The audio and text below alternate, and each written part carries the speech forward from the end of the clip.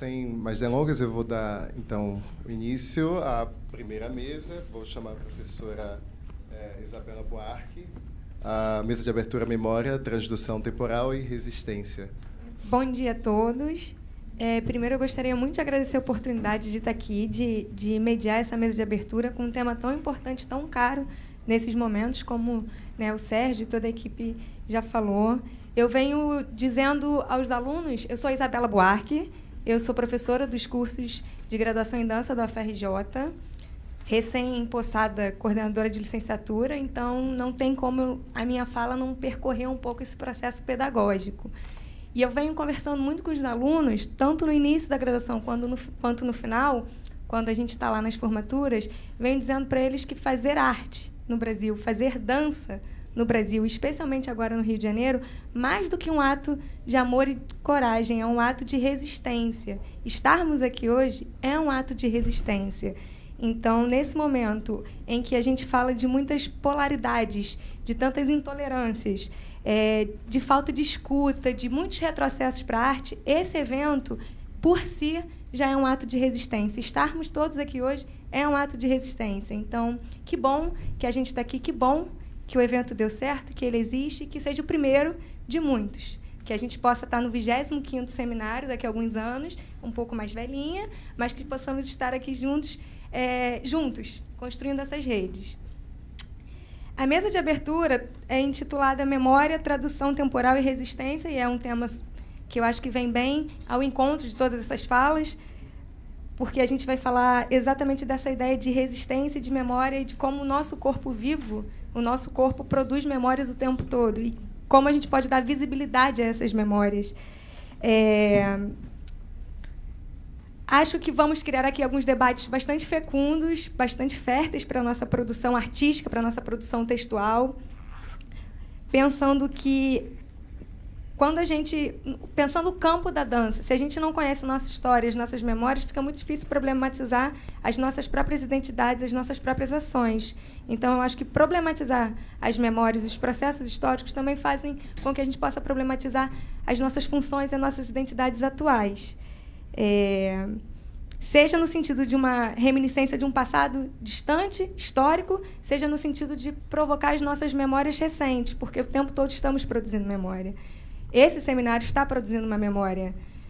A publicação será uma memória. Então, a gente pode pensar nessas memórias recentes também, como formas de resistência e formas de atuação artística e política. Acho que a ideia na mesa é um pouco pensar as inovações, os desdobramentos e os traumas que são gerados quando se fala em memória, em memórias políticas, em memórias artísticas, em memórias gestuais, em memórias desse corpo. E, para dar conta desse debate, nós vamos ter duas palestras. A primeira palestra, Finca no Corpo, Permanecidade, refletir sobre memórias e resistências, com a professora doutora Ivani Santana, que é professora do Programa de Pós-Graduação em Artes Cênicas, da UFBA. Mestre e doutor em Comunicação e Semiótica pela PUC São Paulo, vice-coordenadora do Programa de Pós-Graduação em Artes Cênicas, professora do Instituto de Humanidades e Artes e Ciências da UFBA, líder do grupo de pesquisa Poéticas Tecnológicas, Corpo Audiovisual, e desde a década de 90 pesquisa a relação da dança com as novas tecnologias. E teremos também uma segunda palestra, Desaparición, Dança, Insistências, Variações de la Cueca Sola, com o professor doutor César Barros, que é professor da Universidade de Nova York, do Departamento de Línguas, Literaturas e Culturas, do Programa de Estudos Latino-Americanos e do Caribe. Atualmente, a sua pesquisa se concentra na economia política das imagens, investigando os modos em que uma imagem adquire ou perde valor, através de uma reiteração em diferentes mediações e dispositivos de representação. Então, para começar o nosso debate, eu gostaria de convidar a professora doutora Ivani Santana e o professor doutor César Barros para compor a mesa. A dinâmica vai ser a seguinte: cada um dos palestrantes tem 30 minutos e, ao final, nós vamos abrir um debate também de 30 minutos.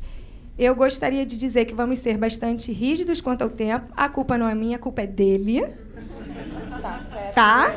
Então, eu vou, inclusive, pedir para as meninas que me ajudem a controlar o tempo, porque a gente tem essa tendência de estender um pouco os debates. Então, meninas, me ajudem a controlar o tempo. E agora eu passo a palavra, então, à professora doutora Ivani. Bom, então, os agradecimentos. Primeiro, bom dia para todo mundo. Bom dia! Vamos, minha gente, com força, com energia, não é? E pronto. Então, como todo mundo, Fora Temer está valendo, mas aqui algumas outras considerações muito rápidas, mas vou ser bem rapidinha, juro. Agradecer muitíssimo o Sérgio Andrade, e vou falar porque já, Lígia Torinho, que está me dando guarida na casinha dela, eu e Cris ali, lindas, leves e fortes, não é? E parabenizar por esse evento, por várias questões, não só pela questão da abertura de um programa de dança, mas por possibilitar isso. Não acho que essa questão da rede, e se falou muito em afeto, se fala tanto em trans, então a questão, como que a gente pensa em afeto sem ser o afeto só do amigo, mas você ter afeto por aquele que fala de um teórico que você não curte, né? Como que a gente falar de trans, não só no sentido desses atravessamentos que a gente está falando, mas no transinstitucional, né? Para além dos vários mercados e reservas. Essa é a sustentabilidade que a gente precisa, né? Essa é a rede que a gente precisa aprender ainda nessa área tão jovem da dança, que ainda está engatinhando, aprendendo a pesquisar. Como que você faz uma pesquisa dialogando com a outra teoria, onde teoria não é colocada como dogma de fé e nem escolinha fechada, né? Então, acho que assim, essa é a beleza de ver um evento, e aqui eu vejo a carinha de vários amigos da UFMG, da UFC, né? da UFO, enfim, um monte de fofíssimos, queridos de vários lugares. Então, eu acho que isso, esse afeto, essa resistência, no sentido de resistir às coisas de você não, né? E ter esse carinho e essa afeição, né? De ter o pertencimento pelo diverso. E a gente aplicar essa diversidade, aplicar essa comunhão em todos os lugares. Vamos começar a contar o tempo, senão a pessoa não vale, né? Esse agradecimento está muito longo, né? Vamos lá. Bom, contando então o tempo, para a gente não ter nenhum probleminha, que eu também organizo evento, sei como é complicado. Eu falo muito rápido, então os tradutores não fiquem preocupados, porque também vários slides estão em língua inglesa para dar uma ajudadinha. Um pouco aqui o que já foi falado a respeito da minha biografia, de onde eu venho, por que lugar que eu falo, mas aqui faço, então por isso que não coloquei no agradecimentos, e o outro que eu ia falar do Sérgio, fico muito feliz e um pouco entusiasmada e surpresa com o acontecimento, né, com o contexto que tem a ver com o que eu vou falar. Recentemente eu fui para um evento em Portugal chamado Artes, que é um evento que acontece entre Brasil e Portugal, que é da área mais que eu pertenço, da cultura digital. E lá eu tive um keynote lindo, maravilhoso, que é o Milton Sogabe, um professor da Unesp, em São Paulo, de artes, e ele falando, né, ele e outros que estavam da geração dele no evento, somos professores, artistas e pesquisadores. Onde será que a gente errou? Para o mundo, para o nosso país, está dessa natureza, né? Está desta forma. Então, aí eu fico entusiasmada de ver Sérgio, que um dia foi meu aluno, que eu vejo fazendo essas coisas maravilhosas, né? Pensar como artista, como pesquisador e como professor, o que está fazendo, que tipo de informação está sendo colocada para resistir, para permanecer, para atravessar. Então, acho que isso é um pouco o assunto que a gente quer falar quando diz sobre atravessamentos, memória, e todas essas palavrinhas que estão aqui, né? O que é esse corpo, essa memória, essa cidade, essa resistência no sentido não de resistir, mas de persistir, né? De estar junto. E é engraçado que aqui também mostra, mas assim eu não enxergo absolutamente nada do que está aqui. Então, vou ter que sempre virar para lá mesmo. E aí eu uso, para falar desse assunto, né, eu tenho como base algumas dessas palavrinhas, né, chaves, que é a questão desse corporificado, esse engajado, estendido em ação. Ou seja, como tudo isso está no nosso corpo e como isso pode ser refletido na nossa arte. Como isso pode estar sendo utilizado de uma maneira brincadeira, para dar suporte ao mesmo tempo que ele é a própria coisa. Então, um pouco por esse caminho que eu vou falar dessas palavrinhas. Eu vou colocar um vídeo aqui.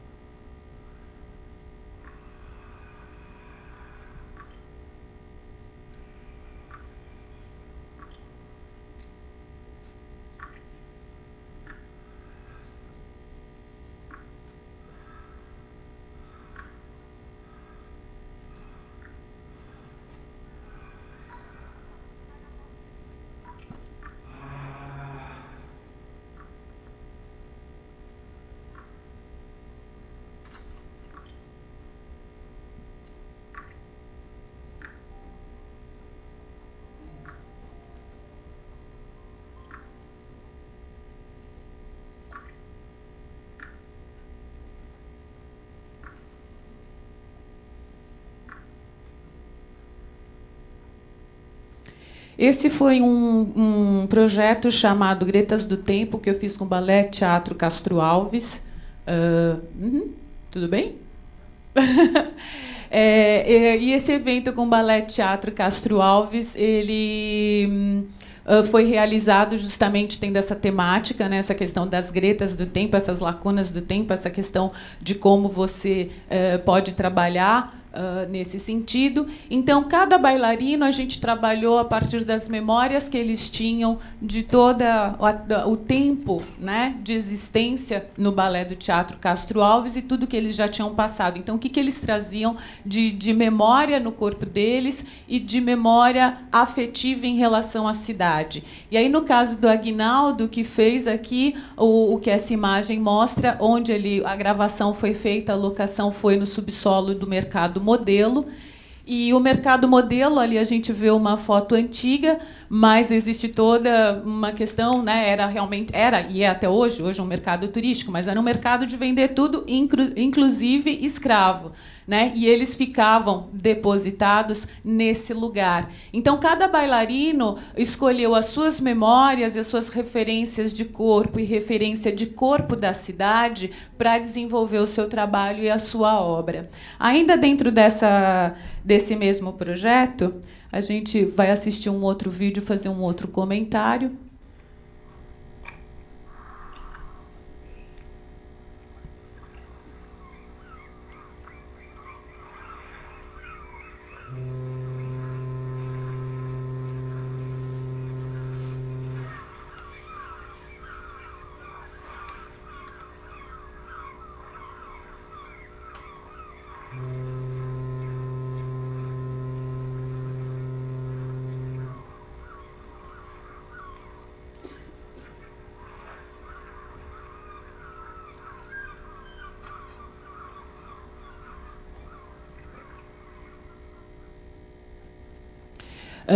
O projeto foi feito com bailarinos de entre os seus 45 a 62 anos de idade.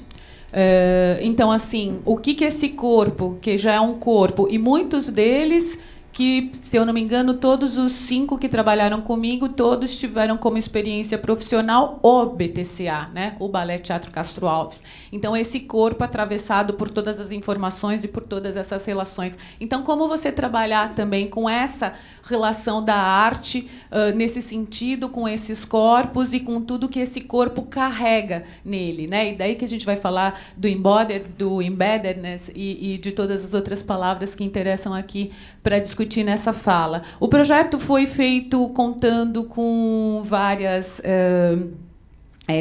várias possibilidades de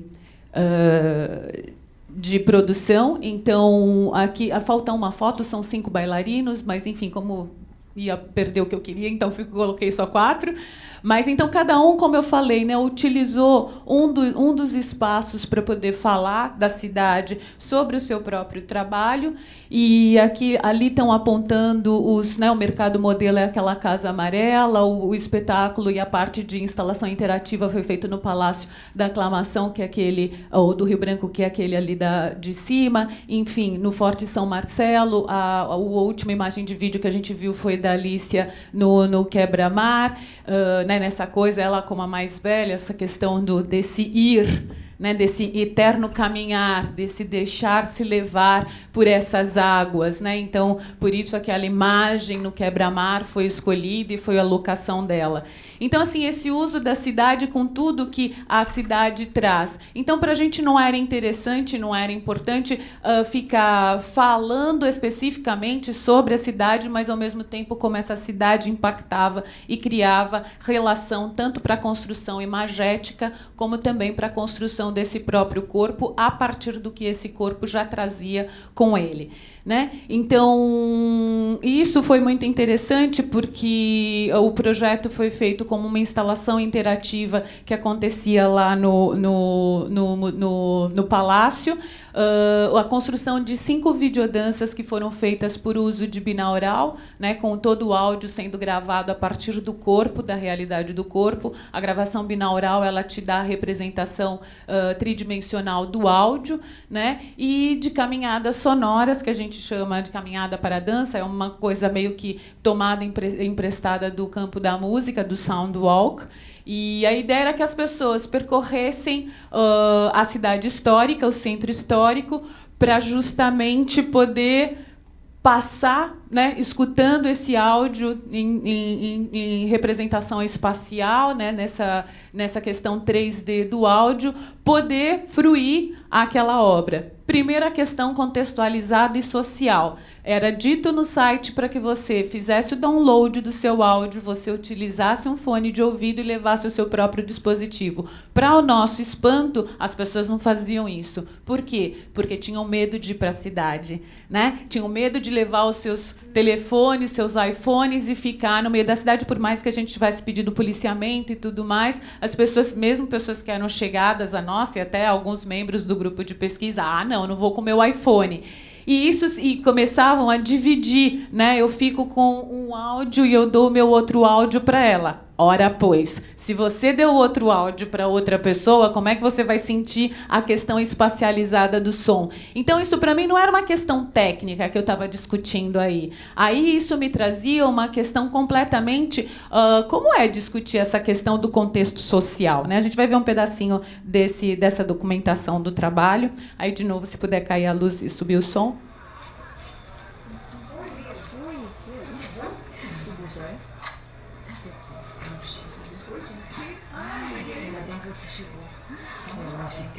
Sim, está faltando Guilherme, Paulo. Nós marcamos aqui. Pronto. Agora você vai observar em uma dessas janelas, desses prédios aí, bem em frente à praça. Isso. Procura com calma, observador. Você vai encontrar uma bailarina chamada Alice. Não lembro tanto de Israel. Quando eu fui dançar em Israel. E olha ali aquela outra janela, tá vendo ali? Rosa. É perto da Alicia. Agora eu quero que você feche os olhos. Sim, use as mãos, feche bem os olhos.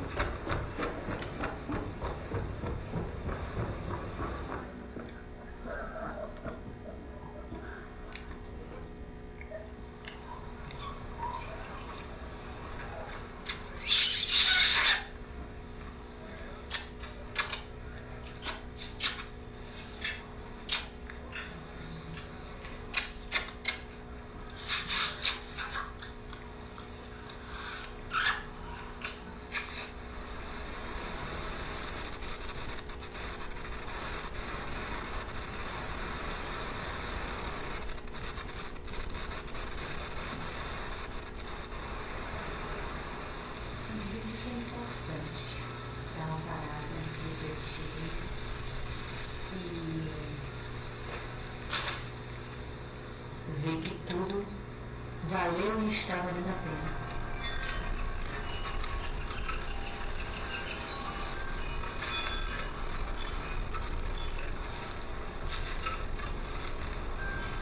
Vamos ali naquela esquina do Museu da Misericórdia.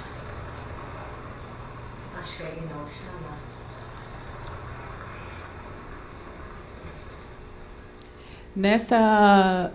No início, cada bailarino tinha uma narrativa, então o que era solicitado a gente acabava fornecendo. Pode deixar a luz baixa, só enquanto eu termino o vídeo, eu só vou falando, explicando algumas coisas. E eu fico aqui para o pessoal da gravação na parte que tem mais iluminação. Eu sei qual é a sua dificuldade. Mas, enfim, os bailarinos, as 5 narrativas, o público escolhia qual narrativa queria, fazia o download, ou então pegava com a gente quando chegava no desk, na recepção, e pegava uma das narrativas que era relacionada a um dos bailarinos. Então, no início, todos os bailarinos, e, portanto, todas as pessoas do público estavam juntas, e depois os bailarinos, cada narrativa seguia uma caminhada, um lugar de ocupação da cidade. E muitas vezes sem ter ninguém. Quer dizer, você andava e você escutava o som daquele bailarino, a respiração, o caminhar e tudo mais, e você que trazia essa presença, essa memória do bailarino a partir da questão auditiva, do estímulo auditivo. E aí, lá em determinado momento, eles voltavam a se encontrar e entravam no palácio, onde tinha a parte da instalação de vídeo e da instalação interativa. E era interessante porque as pessoas que nesses meandros, e principalmente quando eles se juntavam, e é um lugar que transita muita gente o tempo inteiro, mesmo à noite. Lógico que à noite diminui um pouco, mas como uma área turística, então as pessoas da rua, mesmo que não estavam com áudio, começavam, então ia virando meio que uma procissão, e isso para mim também era válido, né? Quer dizer, o trabalho não foi feito só para quem estava com áudio, para quem estava com áudio, o interesse era que realmente conseguisse entender o áudio na questão da espacialização. Então, por isso o meu comentário anterior. Mas aquele que vê a pessoa com o áudio assistindo aquele que está fazendo, também, para mim, é um agente interessante, que a gente, né, dentro da conceituação, a gente chama de testemunha. É aquele que testemunha aquele acontecimento. E foi muito interessante, porque várias pessoas vinham e perguntavam coisas interessantes, enfim, que aí daria bastante coisa para discutir. Como, por exemplo, como todo o áudio, não existia uma música, uma trilha sonora, tudo era o áudio captado da rua, e que você tinha essa sensação espacial, e o áudio captado do próprio corpo do bailarino. E aí você tinha, por exemplo, à noite, né, a apresentação, o espetáculo era à noite, e você passava por alguém dizendo bom dia para você. Então tinha toda essa quebra de tempo e espaço, porque foi uma gravação que foi feita durante o dia e pronto, tinha alguém. E como você tinha a sensação, quem teve, né, a condição de sentir essa sensação espacializada, conseguia perceber todas essas questões. Aqui é o espaço interativo, onde toda a instalação ficava... Pode subir o áudio do som, do vídeo para mim, por favor?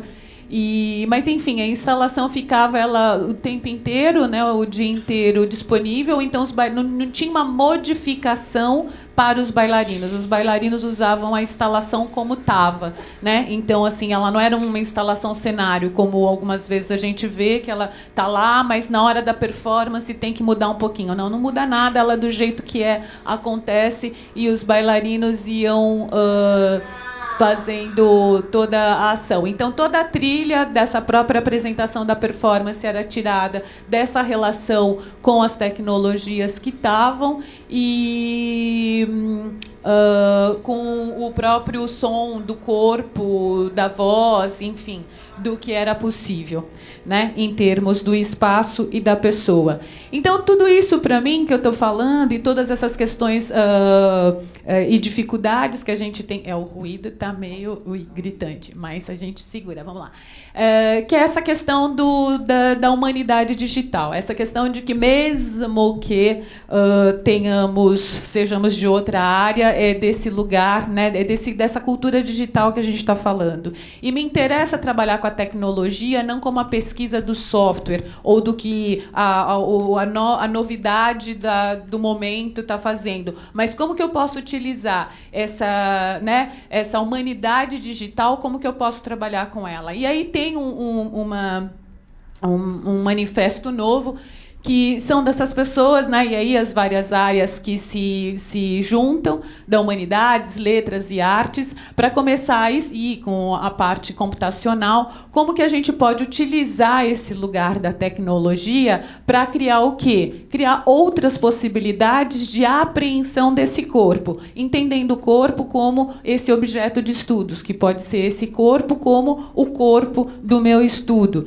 Então, como que isso pode me trazer outras coisas? Então, quando eu estou falando para vocês da questão do áudio digital, o que eu estou querendo com esse áudio binaural e com essa possibilidade de 3D? Como que eu crio para esse corpo uma nova memória, né? Então, eu coloquei esse corpo do bailarino para o fruidor, para o público, de uma outra forma que não dessa maneira que ele está acostumado a ver lá de carne e osso. É um outro. Então, usar esse digital, essa cultura digital, para esse sentido do que eu posso absorver e tirar, né? O que mais eu posso ver desse corpo físico, como uma das falas que tem, uma das escritas no trabalho do Forsyth. Então, aqui, por exemplo, eu trouxe como uma analogia um dos trabalhos, um projeto recente que tem dentro da comunidade da humanidade digital, que é um trabalho que foi feito importante desse senhor Livingstone, que foi um grande missionário, uma das primeiras pessoas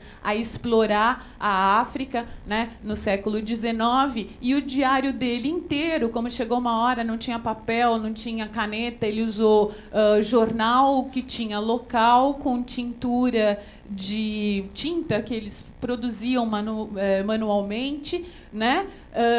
E escreveu o diário dele todo nesse jornal. Graças à possibilidade digital, a gente tem a possibilidade de saber, de revelar o que é que está escrito nesse jornal. Qual é a memória que vem à tona do jornal? E aí essa memória é a memória de quem? De alguém que deu informações preciosíssimas para a gente entender aquele momento da cultura, daquele lugar, né? E aí, para quem se interessa por isso, porque como ele era um abolicionista, né? Um anti a escravidão, todas as coisas que ele relata e todas as coisas que ele tentou fazer, ele acabou morrendo por lá, se deu durante uma época que ele estava morto, enfim, depois se achou, mas ele... Então, a própria história dele é muito interessante e que é contada graças à possibilidade de você ter um instrumento, né, uma ferramenta digital que pode ser utilizada a favor para o quê? Para estar pensando, colaborando e fomentando e desenvolvendo as possibilidades de resistência desses corpos. Esse jornal resistiu,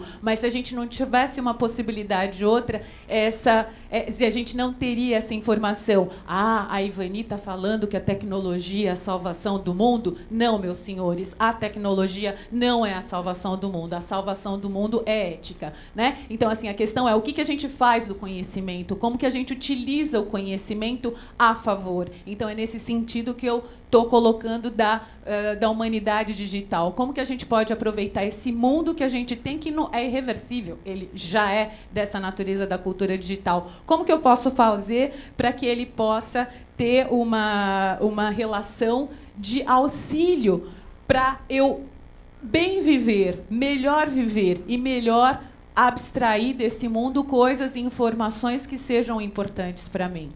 E aí, nesse sentido, do que a gente está falando? A gente está falando desse ser humano que está nesse lugar, que ele é contextualizado nesse lugar, que ele é situado nesse lugar, né? Então, é compreender esse corpo humano, compreender essa pessoa, esse indivíduo, e aí as palavras-chave no sentido da fundamentação teórica, né? Que o que ele está em troca com esse ambiente, ele está tendo no corpo dele, e não num penso, logo existo. Né? Ele não precisa racionalizar, ele já está no corpo. Para a gente que é da área de dança, a gente sente muito bem isso, pode não saber explicar, mas a gente que está ali fazendo, a gente consegue entender que isso está. Né? Você consegue marcar toda uma coreografia mexendo o seu dedinho, porque você tem todo esse dedinho aqui para materializar e como um marcador somático mesmo, para você conseguir se locomover pelo espaço, pelo tempo, porque você tem já isso que é adquirido no seu corpo.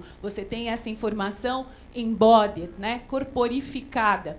Então, o entendimento de indivíduo que eu tenho é esse indivíduo que está nessa cultura. Então, insisto, minha pesquisa não é em tecnologia no sentido, este é o software mais bacana do momento. Não, é pensar dentro dessa cultura digital, o que é que eu posso aproveitar para trabalhar com esse corpo da dança transversalizada com as outras áreas do conhecimento, tanto que o meu grupo de pesquisa começou como grupo de pesquisa Poéticas Tecnológicas na Dança, e há muitos e muitos séculos ele foi transformado em Poéticas Tecnológicas. E aí a gente inventou esse nomezinho, né, corpo audiovisual, porque a gente quer esse atravessamento desse corpo com áudio, com visual, que podia ter aí os dados também. Né? Toda essa questão da humanidade digital está muito relacionada com o Big Data. Né? Assim, a grande quantidade de informação que você pode tirar de um corpo, né? E como que você utiliza toda essa gama de informações enormes para poder estar trabalhando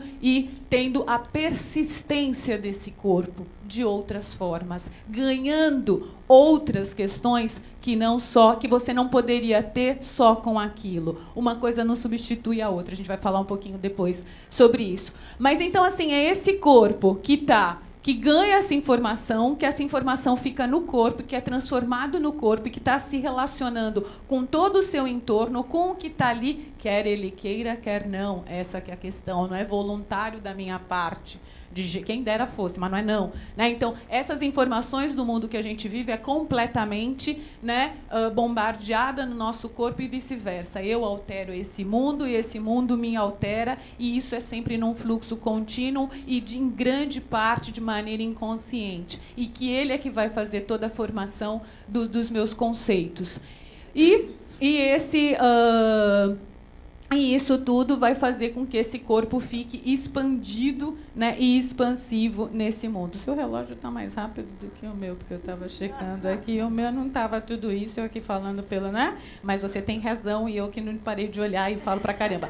Pronto, corremos demais, mas aqui o que eu ia revelar era o lance, né, por exemplo, o projeto do Foresight, que trabalha muito com o Synchronous Object, que trabalha bastante com a questão do Big Data, né, com as várias possibilidades de você tirar a informação do indivíduo. Aqui a questão que eu acabei de falar desse indivíduo que está no mundo e que ele está, né, se relacionando com esse mundo e tudo, a questão da experiência que ele tem com esse mundo, a questão da ação que ele tem nesse mundo, as palavras-chave que fundamentam, né, que é essa questão desse embodied, dessa mente que é encarnada e não é uma mente separada, essa mente que se estende a partir de todas essas possibilidades tecnológicas que a gente tem. Enfim, aqui é um pouco do que eu já falei, eu coloquei em inglês para ajudar um pouco os nossos convidados que não são de língua portuguesa, mas sempre reforçando essa questão dessa grande possibilidade, como diz Andy Clark, desse indivíduo, né? Assim, segundo Clark, o grande potencial do ser humano é essa potência que ele tem de dialogar o biológico com o não biológico. E a gente faz isso como ninguém. Né, de todas as coisinhas vivas do mundo, a gente, ser humano, é que tem essa possibilidade de ter esse ferramental sendo desenvolvido sempre de uma maneira avassaladora. Então, é esse lugar desse ser, né, que brinca e atua e explora o biológico com o não biológico o tempo inteiro.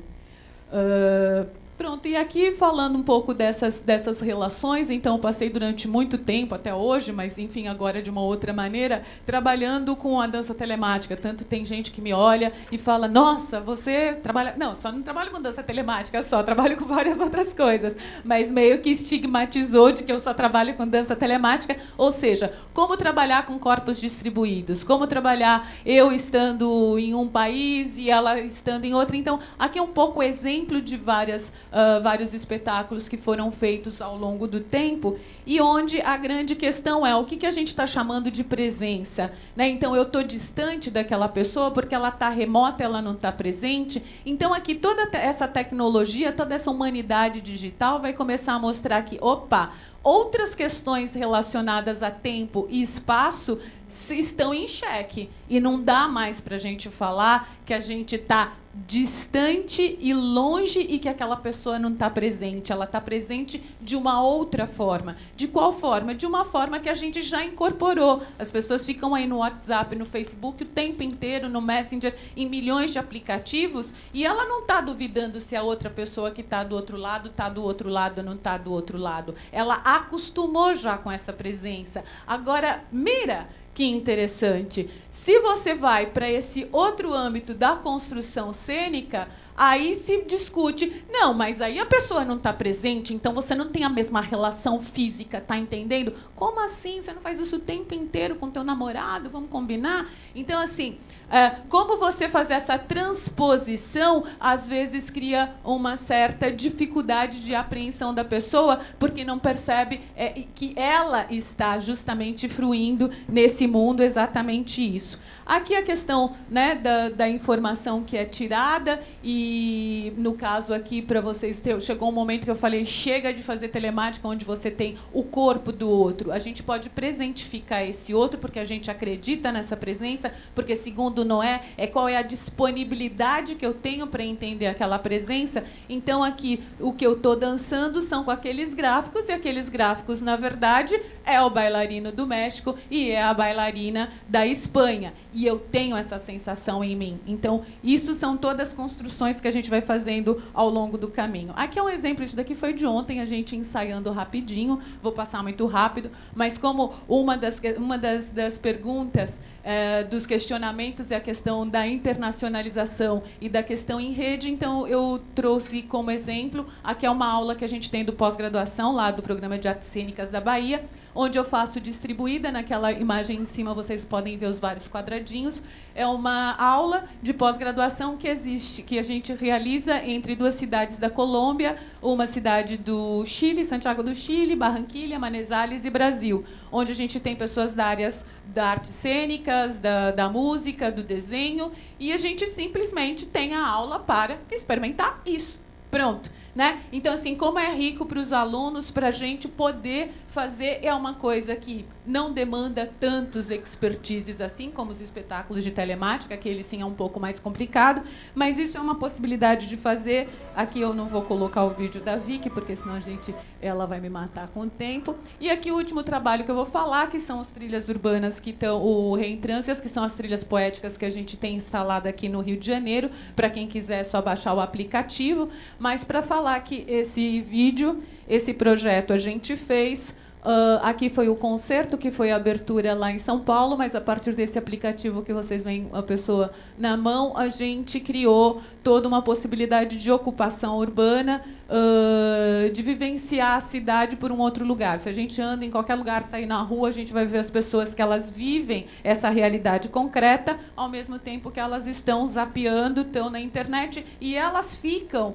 entre essas duas possibilidades de vida sem nenhuma dificuldade. Eu estou aqui, ó, a Cris falando lá com os amigos dela lá no Reino Unido, e aqui no Brasil, no táxi, vendo arma, de boa. Ela não tem nenhuma dificuldade para isso, né? Ninguém tem. Então, a ideia é, como é que você pode estar trabalhando com isso para fruir a dança de uma outra maneira? Então, a gente começou a utilizar a questão, porque eu não queria mais trabalhar com aquelas enormes imagens, tipo cinema, nessa coisa espetacularizada da imagem, e falar, não, eu quero uma dança que seja acessível, quero uma dança que seja para ser vista aqui. Então, por isso, começar a pesquisar como produzir imagem que seja na vertical e não na horizontal. Aí descobri que tem uma briga enorme do povo da imagem, que imagina é um crime colocar a imagem na horizontal, na vertical. Então, isso, para algumas pessoas, aqui cada um é um clipe, né? É uma coisa abusiva, etc, etc. E são maravilhosas as discussões. Aqui a gente tem um pouquinho, mas isso são as imagens que vocês quiserem ver, por favor, abaixem o Trilhas Poéticas pelo quem tem Android, o sistema Android. E é isso, antes que ela me mate, as imagens vocês veem na trilha, que estão por aqui. E é isso, muito obrigada por me escutarem.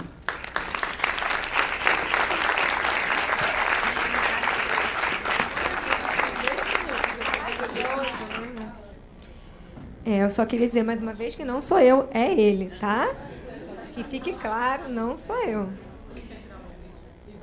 Bom, quero então agradecer, né, a palestra da professora Ivani Santana. Eu acho que a gente vai ter bastante coisa para conversar no final. E vou passar então agora a palavra ao professor César Barros para proferir a sua palestra. Bueno, primero, mi nombre es César, soy chileno, vía Nueva York. Primero quiero agradecer a los organizadores del simposio Transincorporados, especialmente al profesor doctor Sergio Andrade, como le digo yo, Sergio, por darme el espacio para compartir mis ideas con todos ustedes. Es igualmente un honor y un privilegio compartir esta mesa de apertura con la profesora doctora Ivani Santana. La cueca, la música y danza de la que hablaré a continuación, funciona a veces con lo que se llama un pie forzado, P forzado. Esto significa que el compositor de los versos debe seguir la estructura de los últimos versos del compositor anterior. Esta ponencia es una especie de pie forzado. En una visita a Chile, Sergio Andrade vio la cueca sola, esta danza, y conmovido por esta performance me instigó...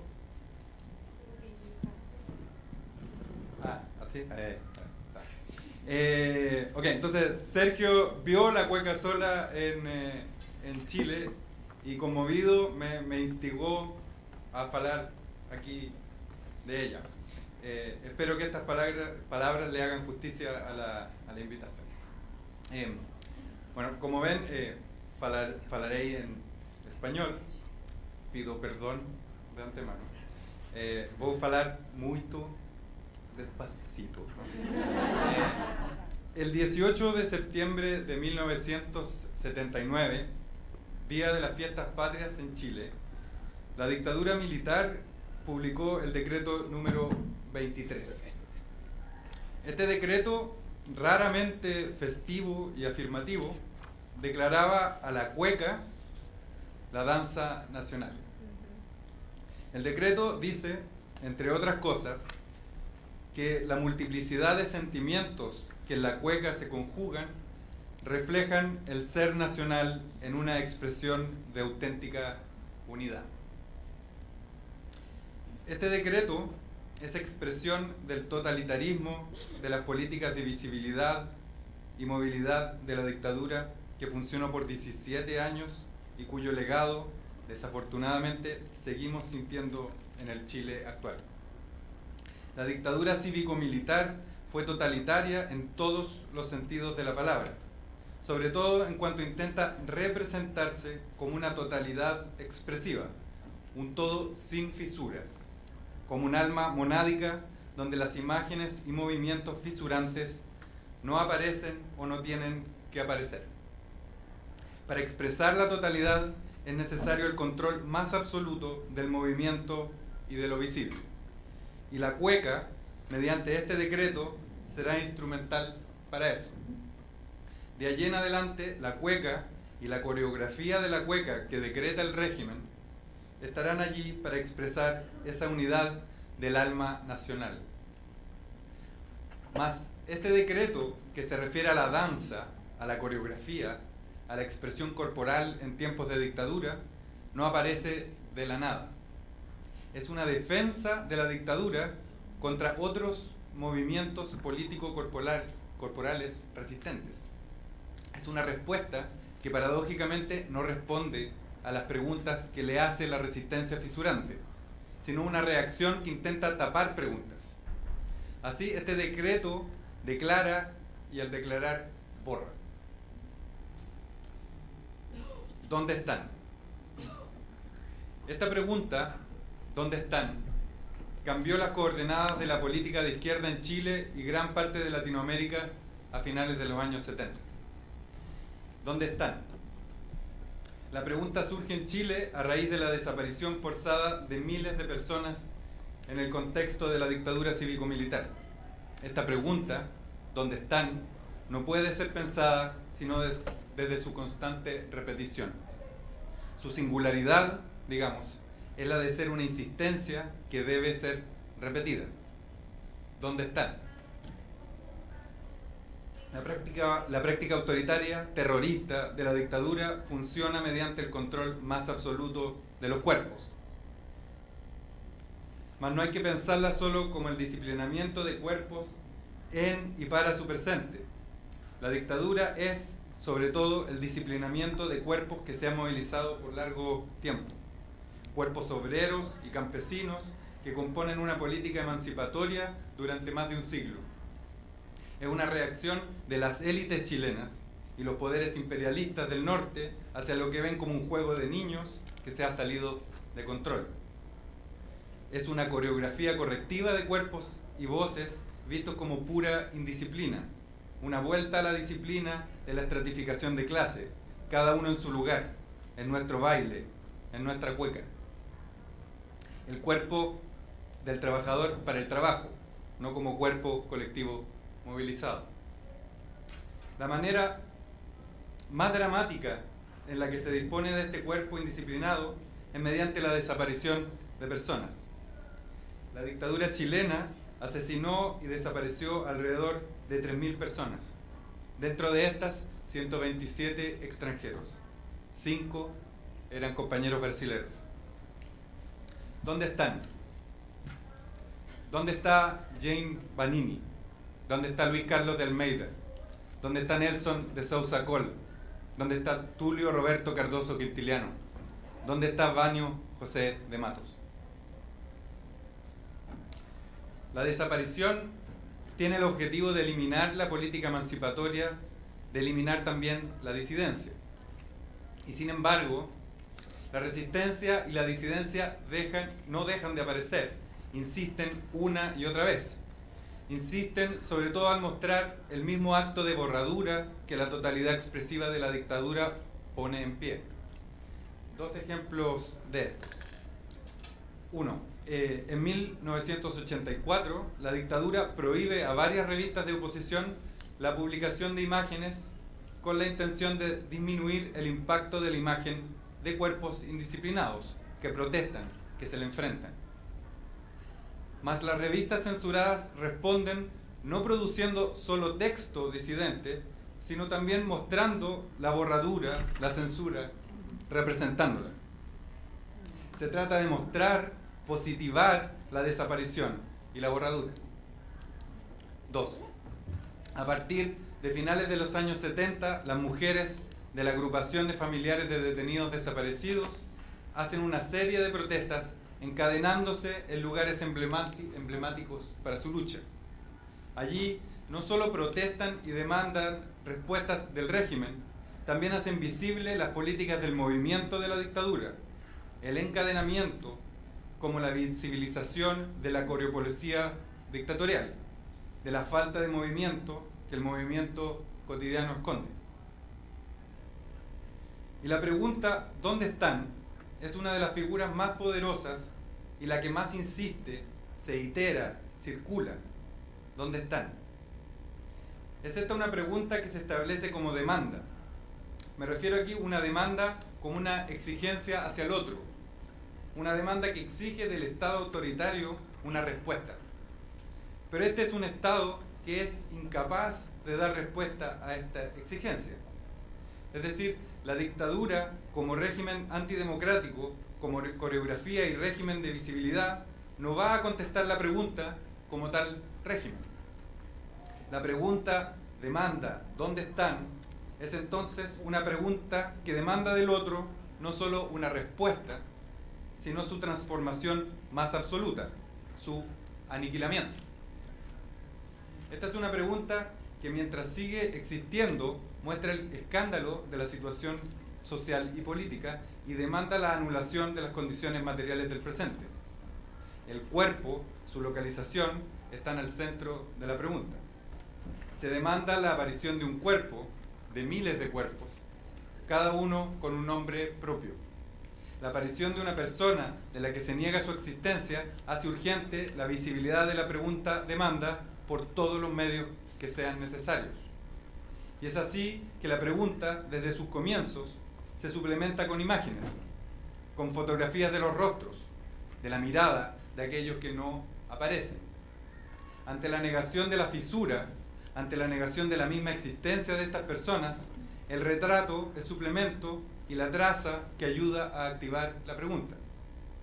El archivo visual comienza a circular, a convertirse de corpus en cuerpo, de objeto de inscripción en acontecimiento, junto a esos cuerpos que enuncian la pregunta.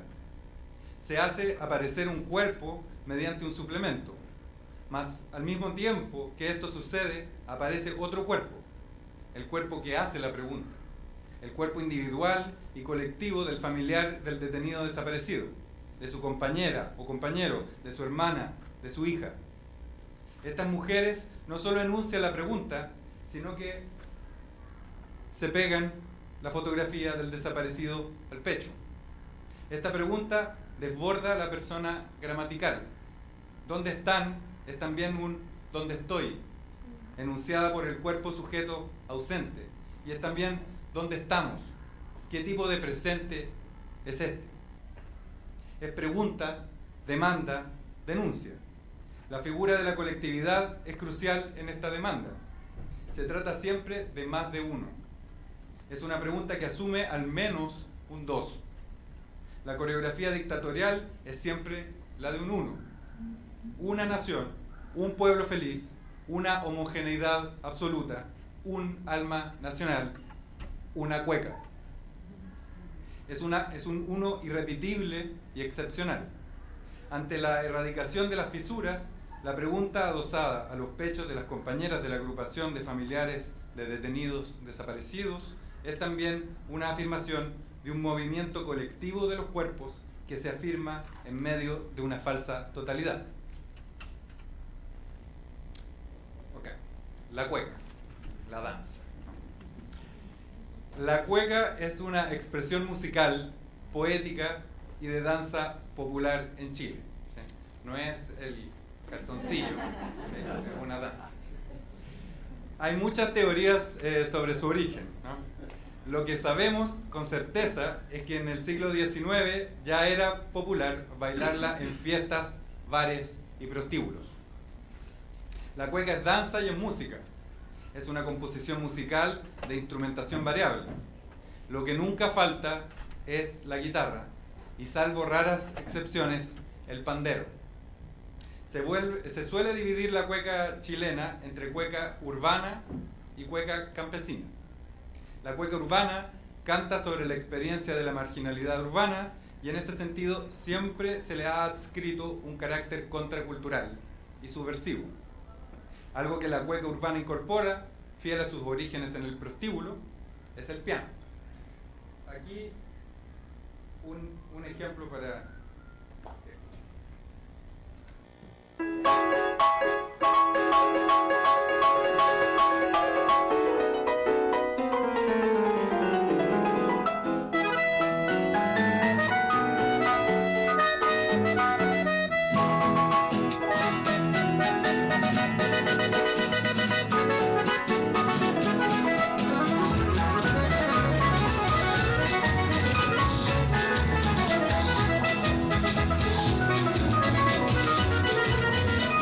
La cueca campesina, o cueca guasa, es una cueca que le canta a las bellezas del campo y los valores nacionales que suelen ser celebrados por el nacionalismo. Esta es la cueca de la que el decreto 23 de la dictadura está hablando. La dictadura coopta esta expresión de la cueca, pues los modos de bailar estos tipos de cueca también varían, así como varían sus instrumentaciones. Aquí un ejemplo de cueca guasa oficial. Señores, mis valores son campesinas, señores, soy de la tierra artesana, señor. Ahí tienen una idea. Algunos de los rasgos coreográficos que todas estas formas comparten es que es un baile siempre de a dos. Usualmente un hombre y una mujer. El pañuelo siempre está, el pañuelo, ¿no? Es la marca de que estamos bailando una cueca. No importa si sabemos o no danzarla, si sacamos el pañuelo, ya estamos en la cueca. Es un baile de cortejo amoroso y por mucho que se la haya limpiado en sus versiones oficiales, tiene un componente erótico. Aquí un ejemplo de cueca campesina no oficial.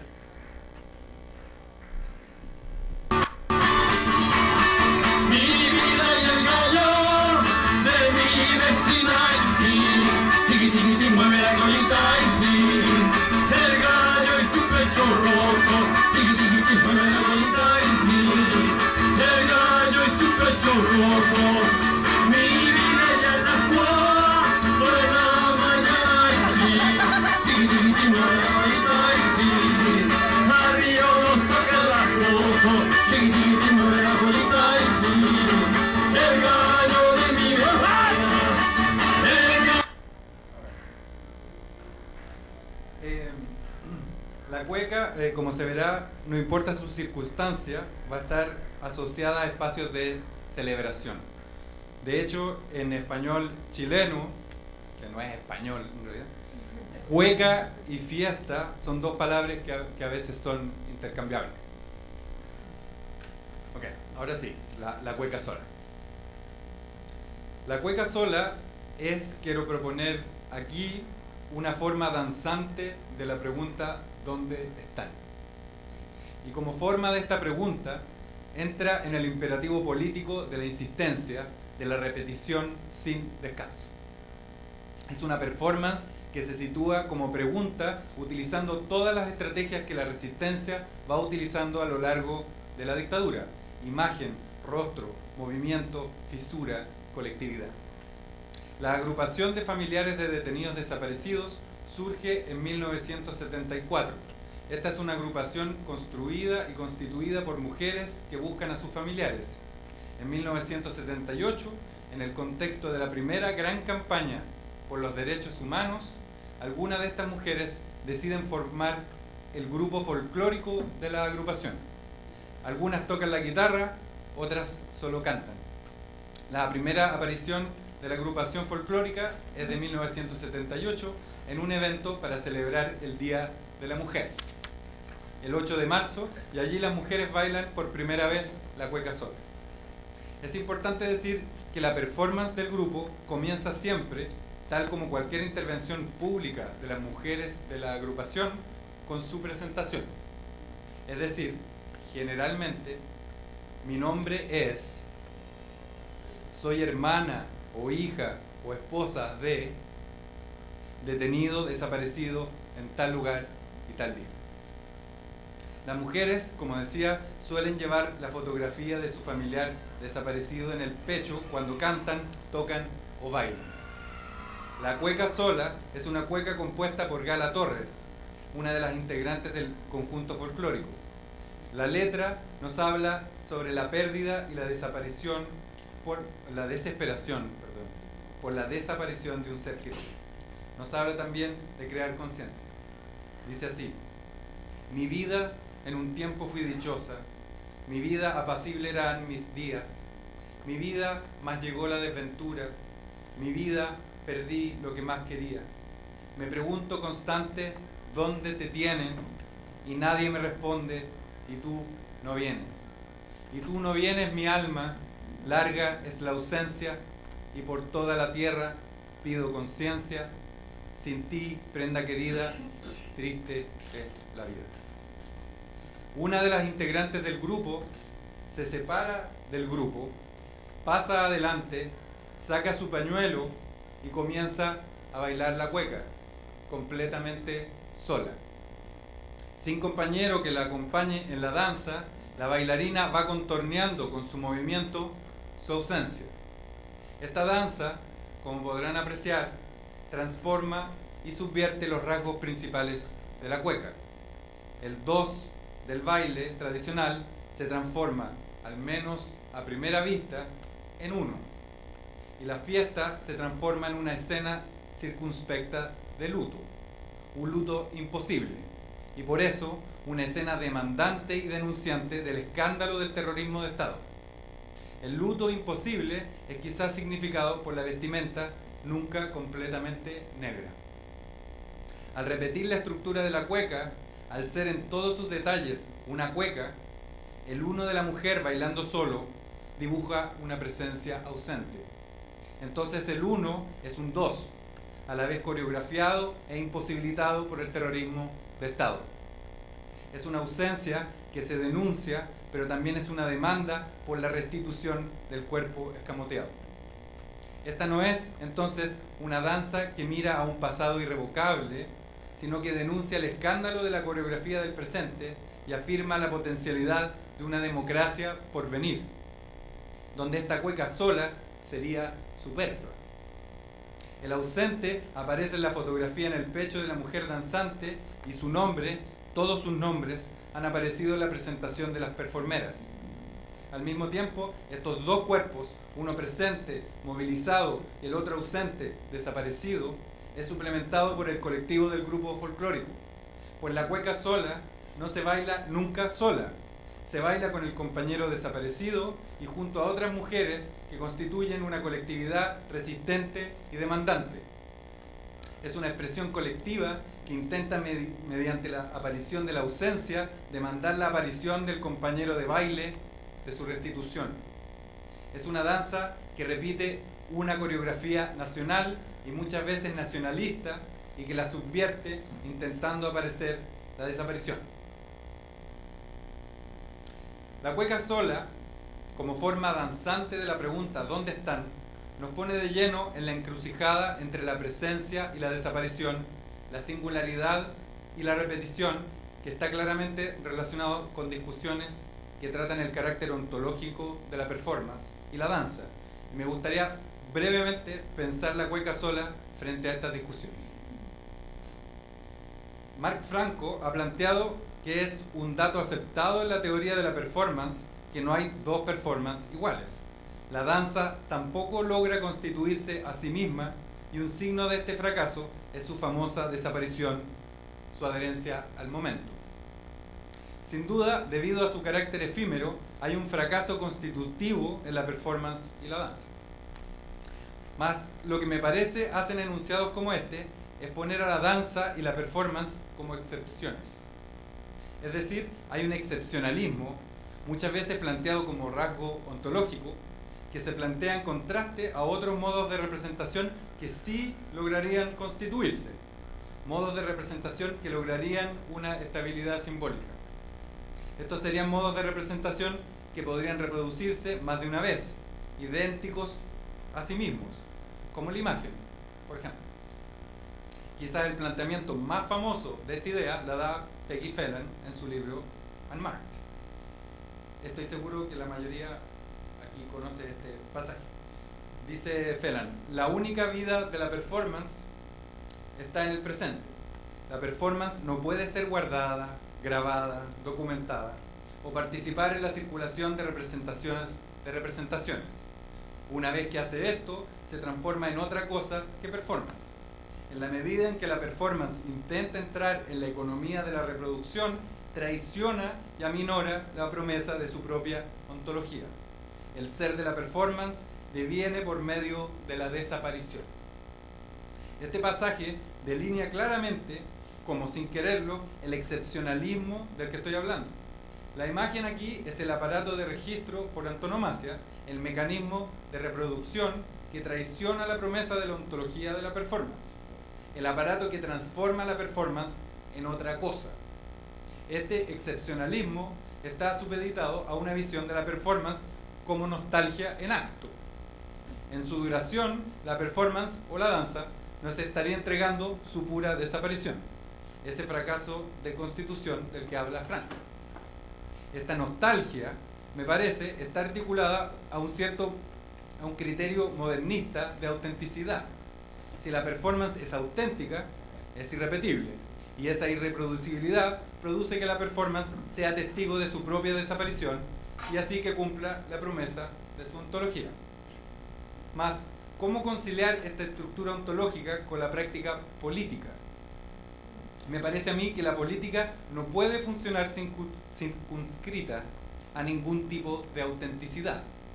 La práctica política descansa en repeticiones que se oponen a sistemas de visibilidad y movilidad que también funcionan en la reproducción.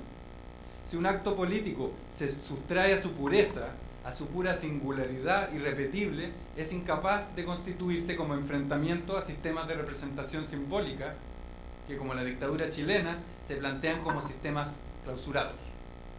Como dice Walter Benjamin, hablando de la obra de arte, el instante en que el criterio de la autenticidad deja de ser aplicable a la producción artística, a la performance, podríamos decir, la función total del arte se revierte. En vez de estar basada en el ritual, comienza a estar basada en otra práctica, la política. Asumir la imagen como objeto de representación estable y su reproducibilidad como la repetición de siempre lo mismo, no toma en cuenta la misma vida del documento, su capacidad de performar en un espacio de visibilidad, el hecho de que la imagen tampoco logra constituirse completamente. La imagen es, a pesar de todo, como ha dicho Lydie Huberman. En el contexto de la dictadura, esto es crucial. Como plantea Ángeles Donoso, en este contexto las fotos fueron, en el contexto de la dictadura, ¿no? Las fotos fueron no solamente diseminadas en diferentes medios y espacios, revistas, documentales, catálogos, murales, sino que también alteradas e incluso transformadas en otra cosa, fotocopias, retratos dibujados o cuadros vacíos. La proliferación y el desplazamiento de estas imágenes a través de diferentes plataformas y medios fue crítica en cuanto le permitió a ciudadanos, instituciones de derechos humanos y la prensa independiente seguir denunciando y haciendo visible los crímenes y abusos perpetrados por los militares. La cueca sola, como vimos, introduce la imagen fotográfica a la performance, el rostro del desaparecido en el pecho de las performeras, demostrando el poder performativo de una imagen. Pero más allá de esto, la cueca sola, como toda la práctica política de la agrupación, va a constituirse en una insistencia. Su modo político es la reproducibilidad por todos los medios necesarios. Y la cueca sola, como veremos, entra en espacios de reproducibilidad y de diseminación como la fotografía y el video. Esto me lleva a plantear que al menos en el caso de la cueca sola, como forma danzante del dónde están, la danza como política debe traicionar su ontología. Su diferencia debe ir más allá de sus límites. ¿Para llegar a dónde? A una democracia en la cual esta danza sería imposible, superflua y escandalosa. El segundo punto que quiero brevemente establecer tiene que ver con la desaparición misma. La cueca sola está siempre afirmando su escándalo y el deseo de su anulación en una democracia por venir. La pregunta ¿dónde están? Afirma el hecho, negado por la representación totalitaria, de que hay desaparición. Afirma este hecho y lo denuncia intentando positivizarlo. Tal como los cuadros vacíos en las revistas de oposición, tal como las cadenas que inmovilizan los cuerpos de las mujeres en sus protestas callejeras, la cueca sola intenta mostrar la desaparición. Aunque como toda danza, la cueca sola muestra su carácter de traza, no se relaciona con la desaparición en la forma de una nostalgia por un acontecimiento que va desapareciendo, sino que como un hecho que está sucediendo fuera de sus límites y que debe parar. Esto, por supuesto, va a hacer que ella misma quiera ser consignada para su insistencia más allá de su presente en acto. porque el presente de la cueca sola no es un puro presente, como querría Phelan, es un presente que se proyecta hacia el futuro en su feroz denuncia como presente asesino e inaceptable. De nuevo, la cueca sola se plantea a sí misma como denuncia del escándalo de un presente y necesita decirlo de todos los modos posibles. No hay duelo en esta coreografía porque el duelo es imposible. No hay cuerpo. Y hasta que no haya aparición, esta danza y la pregunta que establece seguirán insistiendo. Así la cueca sola itera de diversos modos. En fotografía, por supuesto, pero también en, por ejemplo, arpilleras. ¿Sí? Y finalmente entra al registro audiovisual en la campaña del plebiscito de 1988. Ese año, la dictadura, forzada por años de movilización de chilenas y chilenos en las calles, llama a elecciones. Se vota sí a 8 años más de dictadura. Se vota no para convocar a elecciones. La dictadura permite a la oposición hacer una campaña televisiva. Es en este contexto que aparece la cueca sola. Soy madre de Alfredo Rojas Castañeda, detenido y desaparecido el 4 de marzo de 1975. Soy hermana de Nicomedes II Toro Bravo. Soy esposa de Enrique Cursi Garavena, de Newton Morales Saavedra, detenido. Soy madre de Manuel Jesús Miguel Ángel Pizarro. Detenida y desaparecida el 27. Soy hermana de Ruperto Torres Aravena, detenido y desaparecido desde el 13 de octubre de 1973.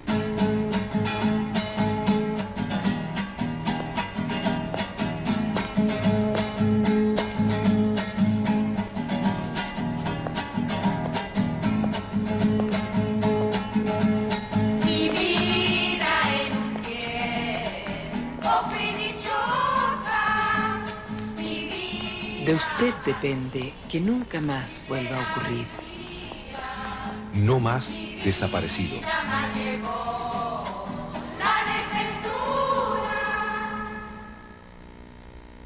Sin odio, sin violencia, sin miedo. No más. El ¿dónde están? De la cueca sola ahora se suplementa con un no más. Y no debemos pasar por alto el suplemento que la entrada en la imagen televisiva produce, porque como toda iteración, este video introduce diferencias. La más importante, a mi manera de ver, es la multiplicación de los nombres a través de su superposición utilizando reverberación. La inconmensurabilidad de la pérdida queda amplificada a través de esta intervención audiovisual.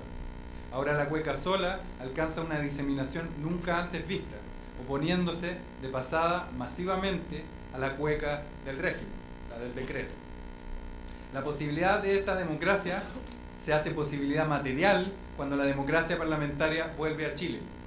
El 12 de marzo de 1990, día en que asume Patricio Aylwin como presidente democrático de la nación, se organiza una concentración que llena el Estadio Nacional, lugar icónico del deporte, más también ex campo de concentración, centro de tortura y exterminio. Ante un estadio lleno y con transmisión directa en la televisión, aparece nuevamente la cueca sola, la que, como verán, es transformada por su entrada a la imagen y a los sistemas de reproducibilidad. La reverberación de la campaña de televisión aparece aquí y el sonido es pregrabado. El trabajo de edición en vivo también es muy importante. Soy hermana de Nicomedes II Toro Bravo, esposa de Enrique Cursi Garavena, de Newton Morales Saavedra, y detenido y madre de Manuel Jesús Miguel Ángel Pizarro. Soy hermana de Ruperto Torres Aravena, detenido y desaparecido desde el 13 de octubre de 1973.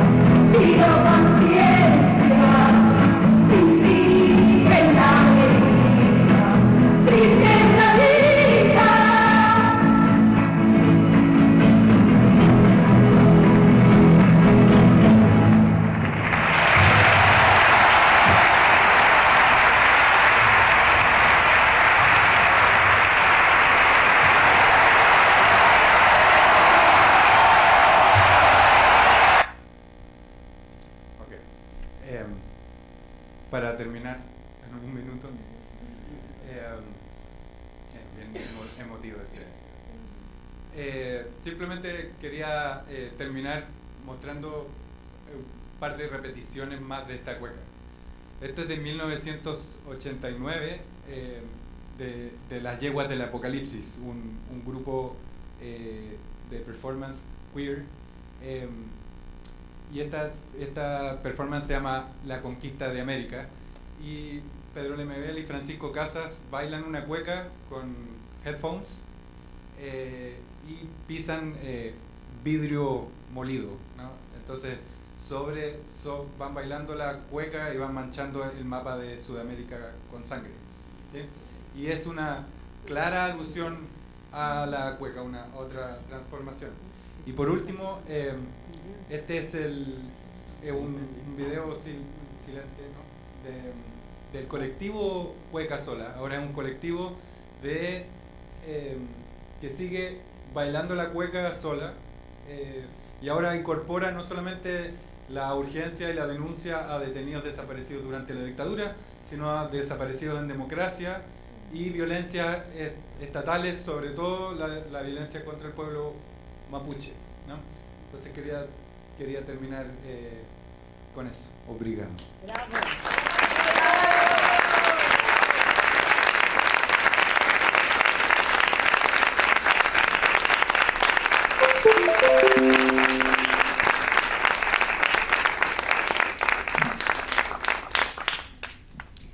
Bom, então, nesse momento, eu gostaria de convidar a professora Ivania e de convidar o professor César para a gente abrir uma roda de debates, para a gente conversar um pouco sobre as memórias, as permanências, as tecnologias, a cultura digital, a memória política, enfim, para a gente fazer um pouco, conversar um pouco aqui sobre as questões que foram apresentadas. Alguém quer começar?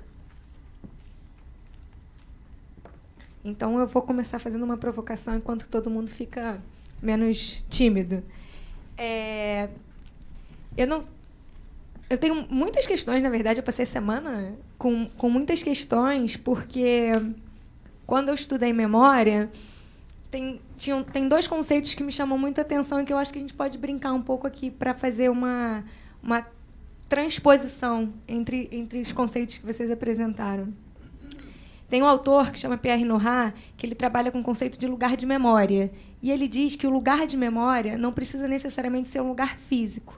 Ele é um lugar que é simbólico, que porta uma série de questões, significados, sentidos, inclusive sociais. E aí eu venho trabalhando com a ideia de que o nosso próprio corpo é um lugar de memória, né? Então, assim, se a gente puder pensar as novas tecnologias e essa cultura digital no nosso corpo como um lugar de memória, se a gente puder pensar a cueca sola, né, assim, como um lugar de memória, como a gente pode avançar para pensar essa legitimidade da dança na sociedade? Porque, como a professora Ivani falou, a gente ainda está caminhando, né, enquanto o campo, no Brasil, pelo menos, né, assim, pensando aí o campo de uma forma mais ampla, como o Bourdieu pensou, o campo da dança ainda tem uma dificuldade de se legitimar socialmente, de ser entendido como uma profissão, como uma área autônoma, de estar um pouco além ou um pouco não tão imbuído daquele conceito de uma dança clássica tradicional de um teatro italiano. Então, a própria performance ainda tem muitos estranhamentos. E a gente vive hoje na cidade do Rio de Janeiro um momento em que trabalhar com performance, por exemplo, está muito delicado, porque a gente tem não posso chamar aqui de uma ditadura velada, mas a gente tem, sim, uma grande onda reacionária crescendo. Então, pensar esses corpos expressivamente tem sido muito difícil.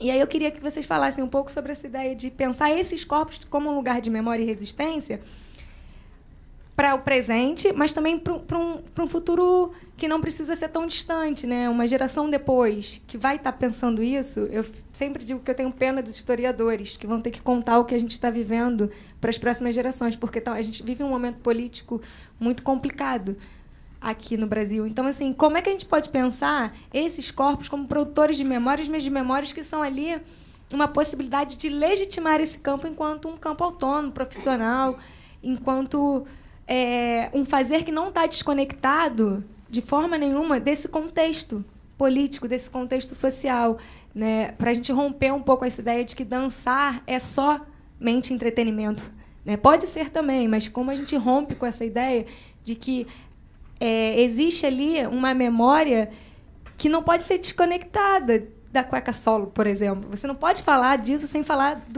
do contexto no qual ela foi criada, né? Então, como a gente entende e expande as nossas possibilidades de ver a dança socialmente. Não sei se me fiz entender. São muitas questões, né? Voy a seguir falando en español. Acá. Lo que se me ocurre ahora responder es que la memoria, creo que hay dos cosas. Una es darle importancia colectiva a la memoria. Ese es como el primer gran paso. Pero luego está el problema de la memoria institucionalizada y la memoria política. Y la memoria que tiene que mantenerse como lucha y como enfrentamiento. O sea, la memoria que produce disenso y que produce lucha física, ¿no? Y la danza y la performance me parece que en sus mejores expresiones representan la lucha física con el espacio, ¿no? Ahora, la cuestión de la memoria entonces no puede ser como una memoria cautiva, ¿no? Porque suele cautivarse la memoria. Por ejemplo, la cueca sola. Ahora el colectivo Cueca Sola baila la cueca y la danzan gente que se identifica de distintas maneras de género, digamos, ¿sí? Mujeres, hombres, mujeres trans, hombres trans, ¿sí? Y hay un grupo de la izquierda más tradicional ligado a la agrupación que están muy enojados con esto, ¿sí? Porque piensan que que la cueca sola es un lugar que ya pasó, ¿no? Es algo que no hay que tocar porque es muy intenso y muy sagrado, en el fondo. Pero no puede ser sagrado porque es política. Es como, ¿cómo vamos a empezar a guardar, a cuidar el santuario de una cosa que se creó, que se hizo justamente para romper todo tipo de santuarios? Es como... Entonces eso me parece a mí que es muy importante. Y lo otro de este cautiverio, me parece a mí que cuando se habla de imagen como si fuera cautiverio, como el registro de una performance, como finalmente cautivamos la performance, siendo que la imagen se mueve y circula y se transforma todo el tiempo, cada vez. Entonces, verla como este archivo estático, ¿sí? Dividirla, sacarla de la danza, sacarla de la performance, como si fuera el otro de la performance, me parece a mí que es un error total y es antipolítico, o es política conservadora. Es política conservadora que separa lo que es conservar y lo que es actuar y moverse, ¿no?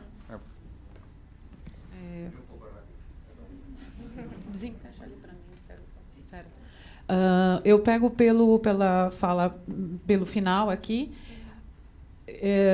Acho que a primeira coisa, da forma, do lugar da onde eu penso, com os conceitos que eu passei para vocês, é pensar em memória, ou deixar de pensar em memória, como algo fixo e parado, né? A memória não é algo que está atrás, parada, fixada e que não evolui.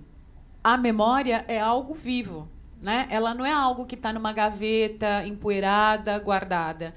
E isso eu estou falando em todos os sentidos. Seja a foto do meu tataravô, se fosse assim possível, não é? A foto de Aristóteles, como tem numa piadinha no Google, mas isso é uma outra história, né? Então, assim, mesmo aquela imagem não está parada. O jornal que eu mostrei para vocês do Livingstone, ele não está parado. Aquilo lá aconteceu no século XIX, mas fala de um problema seríssimo da escravidão e de toda a questão, né? Tem um artigo agora que saiu atualmente falando, né? Não é preciso falar mais da escravidão, é preciso falar do racismo. Isso sim. Então, assim, toda informação, seja ela a da memória ou da previsão, todas elas estão inteiramente, o tempo inteiro, em fluxo de movimento. Por quê? Porque o contexto é situado. Então, você pode ter a grande maravilha que mudou e fez chegar ao cinema, parará, que é a fotografia. Ó, que tecnologia que captura esse instante. Ok, ela capturou esse instante, ela criou aquela memória daquele instante, só que essa memória ela vai estar sempre situada a cada momento. Então, né, a La Cueca, ela sempre será uma nova La Cueca. Aquela ideia, aquela potência política, ela vai estar sempre sendo, porque não tem outra forma, não tem como a gente segurar e fixar nada, inclusive a memória que você colocou no seu corpo. Então, essa memória que a gente coloca no corpo, quando fez muita aula disso, aquilo lá entrou, muita aula aquilo lá está o tempo inteiro sendo transformado. Não tem nada que está... e essa, né, a grande desgraça do ser humano, que ele não consegue viver com essa cruel realidade que é: estamos o tempo inteiro em constante atualização e mudança. Diz Damásio, não é? A gente não tem um eu. Esse eu que a gente acorda todo dia e sabe que esse eu sou eu, é porque todo dia eu consigo reviver todas aquelas coisas que fazem eu ser eu, em todas as minhas condições desse meu eu, que não é o ela e que não é o outro. Então, não tem nada parado. Então, quando se permanece muito na questão da memória nesse sentido, para mim, ela cai nesse grande temor, né? No temor de perceber que as coisas estão em constante mudança, né? E a dificuldade que traz tudo isso. Em primeiro lugar, muito obrigada, né? Gratidão para vocês, porque vocês falaram, eu já estou meio que sem ar aqui, tipo, o evento é enorme ainda, na primeira sessão a gente já vai sair daqui muito cheio, né? A minha pergunta é para a professora Ivani. Achei muito interessante isso que você trouxe, e a minha dúvida é em relação ao Big Data, que você falou, né, sobre o Big Data com a dança. E aí, principalmente nessa questão de o Big Data, que é a grande nova tecnologia, né, da parte de dados e tal, como é que a gente pode relacionar esse Big Data com a dança? Eu fiquei meio assim, meio na dúvida. E quem é essa pessoa que pesquisou, passou rapidinho, aí eu não consegui ver, essa pessoa que fala um pouco do Big Data junto com a dança? Não, algumas coisas, pessoal, né, ela só me deu 30 minutos, então tentei dar o máximo possível para vocês, não é? Mas é assim a história. A questão, assim, no Big Data não dá para dizer que é a coisa, né? Mas é uma das coisas que a gente tem hoje. A gente construiu essas várias historinhas para nos estendermos neste mundo. E, sim, a gente cria o quê? Uma grande quantidade de dados. Isso é o Big Data. O que você faz com essa grande quantidade de dados? Então, um exemplo que eu trouxe, não que seja o objetivo primeiro dele, o objetivo dele, Forsyth, quando fez o Synchronous Object no EICAD, na Ohio State University, junto com a Nora Zigershaw e com a Maria Palazzi, o objetivo deles era estar... é a primeira frase de abertura do site, né, dessa plataforma, o que mais esse corpo físico, né, essa movimentação física pode se parecer, ou alguma coisa do gênero, mas é isso que ele está querendo chamar a atenção. Você tem um espetáculo, você tem esse corpo, o que é que está ali por trás? E quando ele pega a obra, né, que ele coloca para dissecar naquele lugar, não significa que você está tendo a obra, que aqui junta com uma das coisas que César falou, né? A obra é a obra. Quando você faz essa outra coisa, você está tirando o quê? Produção de conhecimento ali também. Não que a obra não seja nela mesma um conhecimento, mas a partir da possibilidade que você tem de extrair aquelas informações que são da dança, não é de uma outra coisa, está ali naquele corpo. As formas como ele orquestra tudo aquilo, como toda aquela questão é organizada. Então, para ele fazer esse projeto, ele contou com uma alta tecnologia, tudo mais, mas, assim, mais do que tudo, ele retirou essas informações para dialogar com esse campo transdisciplinar. né? Como que a gente trabalha com essas outras várias esferas, mas para falar desta coisa, a partir desta coisa e com esta coisa. Então, o Big Data, nesse sentido que eu trouxe para falar da dança, por uma via, que foi a do Foresight, que eu acho, do Synchronous Object, que você falou, foi por esse lugar. Mas eu acho que ele também está quando a gente pega todas as outras possibilidades de um sistema interativo e você tem uma dança ali e que está acontecendo muito mais do que né, eu estar aqui disparando com a minha movimentação enquanto eu danço, o áudio, a luz ou mesmo a conexão com o outro. Ali está rolando também uma questão de Big Data. E o que é que importa para mim? Saber como que o meu corpo se relaciona com aquele Big Data. Isso tem um acelerômetro, por isso que a gente consegue, né, usar o GPS, ok? Então, ele tem toda essa leitura. Só que o meu corpo, a leitura ele está assim. Se ele está aqui, ele está fazendo um eixo, aqui ele está fazendo um outro eixo e assim sucessivamente. Agora, o seu corpo não faz mesmo quando eu estou subindo o meu braço aqui, ele não está indo desse eixo Z para o meu eixo Y sem passar um pouquinho pelo X, está sacando? Ele sempre passa por todos. Então, o Big Data, nesse sentido, é quando eu estou trabalhando com a tecnologia, não me importa o software, me importa o que eu aprendo na minha ignição motora para entender como que essa minha movimentação pode criar sentido, percepção e tudo mais. Então, o Digital Humanities ele está nesse lugar. Como que você pode usar essa tecnologia para você entender outras camadas, outras possibilidades e outros conhecimentos que estão escondidos. Daí a analogia que eu fiz do jornal com os escritos de Livingstone, e aí você pode, com aquela tecnologia, entender o que aquele conteúdo está te trazendo. Bom dia. É irresistível não falar da emoção que o seu trabalho transmite, né? Que é uma coisa muito impressionante para quem viveu a ditadura, né? E que ela é muito viva aí, nesses corpos que são, ao mesmo tempo, máquinas de guerra e são máquinas desejantes de muita potência, né? Como transitam esses corpos entre máquina de guerra e algo que, digamos de uma forma muito simplificada, é da paz, né? E eu fiquei aqui pensando, muito provocada, em quão potente é esse trabalho para ser desdobrado em outras danças, não é? Quantos brasileiros faltam na roda do samba e continuam faltando. E como ele é potente para hoje, né? Aí eu queria que você me falasse um pouquinho sobre se tem muito mais desdobramentos disso, repicando ao longo dos outros lugares, não é? E acho que isso é uma coisa que interessa muito profundamente, né? E o seu trabalho me interessa muito profundamente também, porque eu acho que o nosso caminho é ser ciborgue, querendo ou não, né? Sim.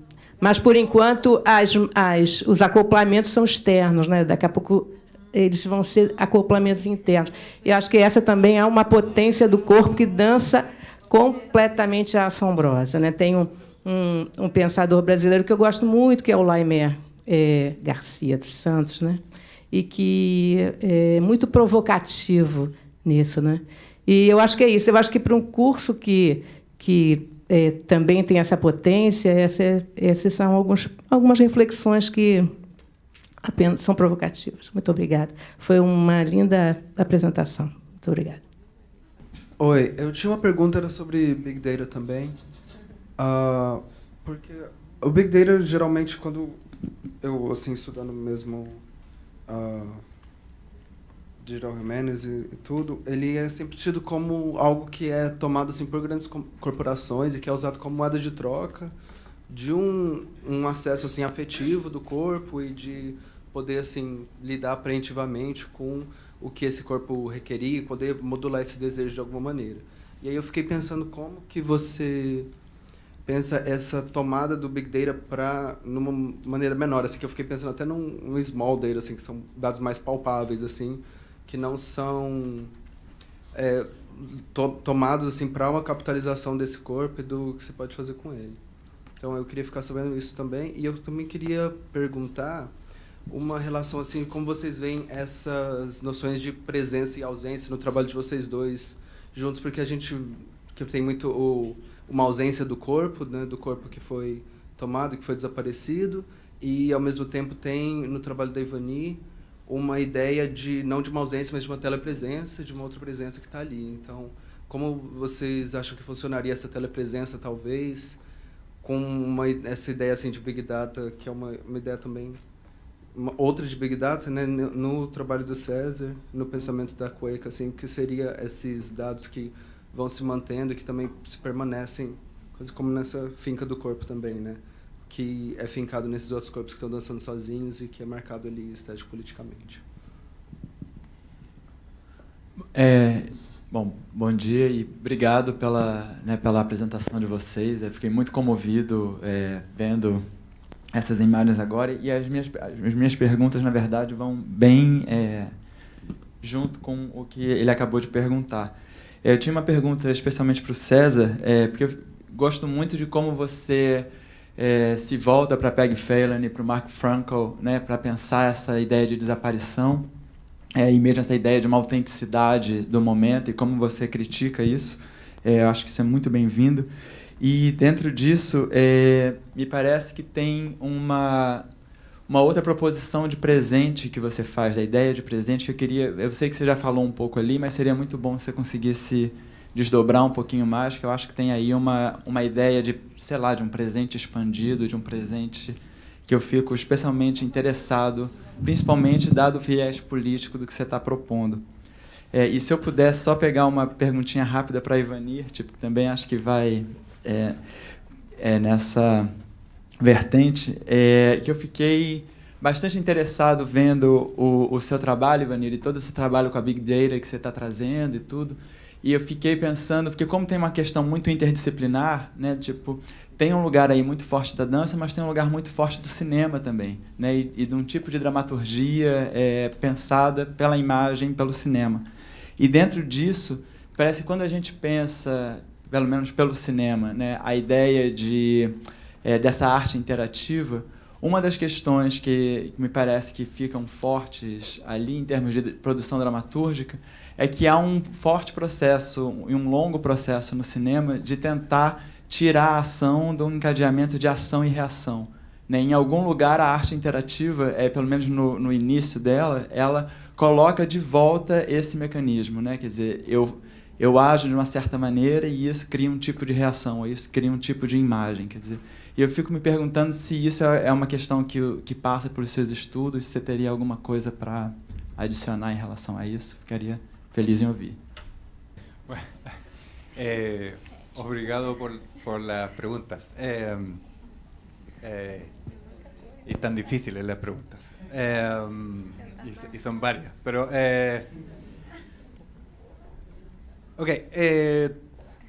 diría que primero, para suplementar lo de la digitalidad, es un poco caricaturesco, ¿no? Pero lo digital funciona con una presencia y una ausencia, ceros y unos.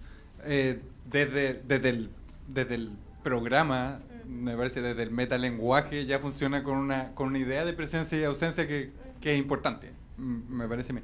Y eso me lleva a decir como una cosa que me parece importante para que se puede empezar a responder varias de las cosas que me preguntaron, y es que el presente o la presencia nunca es plena.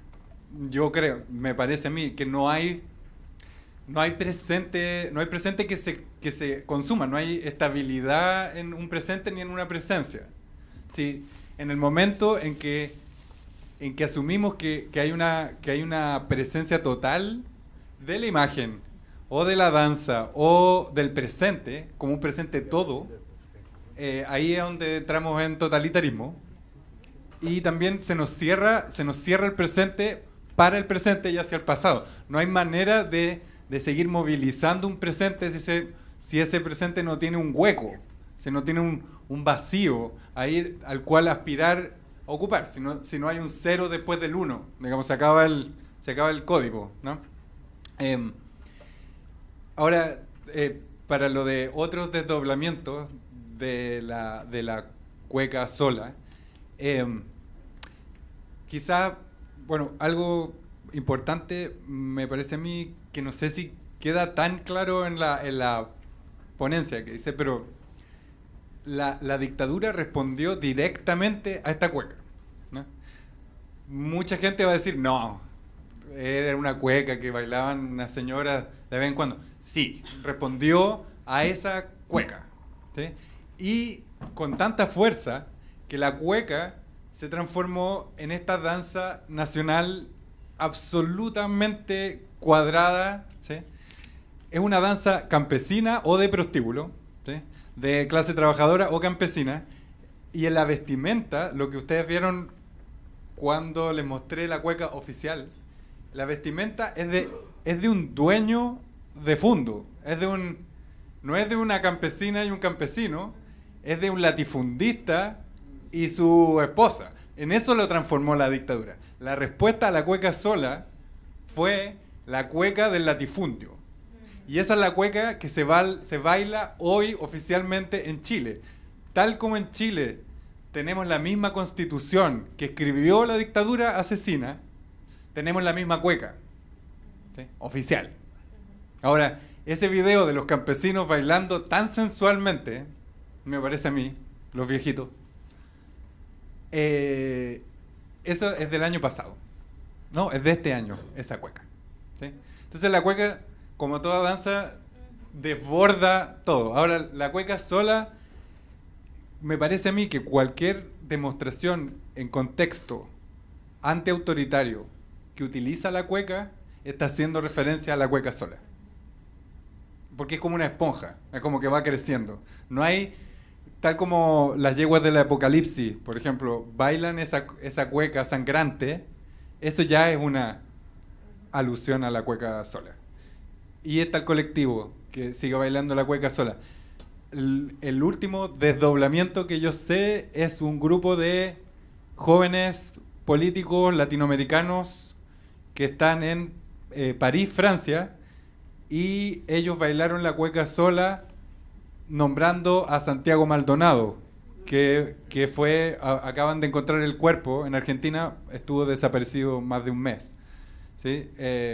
Entonces, y los nombres van creciendo, ¿no? Entonces, ahora el colectivo Cueca Sola es sobre todo contra la violencia de género y el femicidio, ¿no? Entonces, se nombran los nombres de las mujeres asesinadas o violentadas y luego se baila la cueca.